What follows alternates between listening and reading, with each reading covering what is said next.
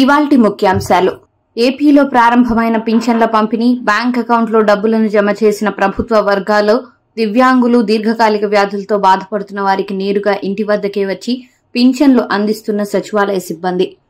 తెలంగాణకు ప్రత్యేక మేనిఫెస్టోను విడుదల చేయనున్న కాంగ్రెస్ శుక్రవారం ఉదయం 11 గంటలకు ఆవిష్కరించనున్న సీఎం రేవంత్ రెడ్డి, కేంద్రంలో అధికారంలోకి వస్తే రాష్ట్రానికి ఏం చేస్తామనేది వెల్లడించనున్న సీఎం. ఎమ్మెల్యే పాడి కౌశిక్ రెడ్డిపై కేసు నమోదు.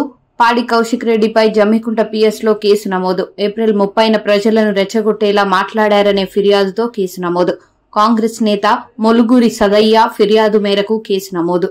జనసేన గ్లాసు గుర్తును స్వతంత్ర అభ్యర్థులకు కేటాయించడంపై హైకోర్టులో విచారణ. పిటిషన్ దాఖలు చేసిన టీడీపీ, ఎన్నికల ప్రక్రియ ఏ దశలో ఉందో చెప్పాలని ఈసీకి కోర్టు ఆదేశం. తదుపరి విచారణ సాయంత్రం 4 గంటలకు వాయిదా వేసిన న్యాయస్థానం.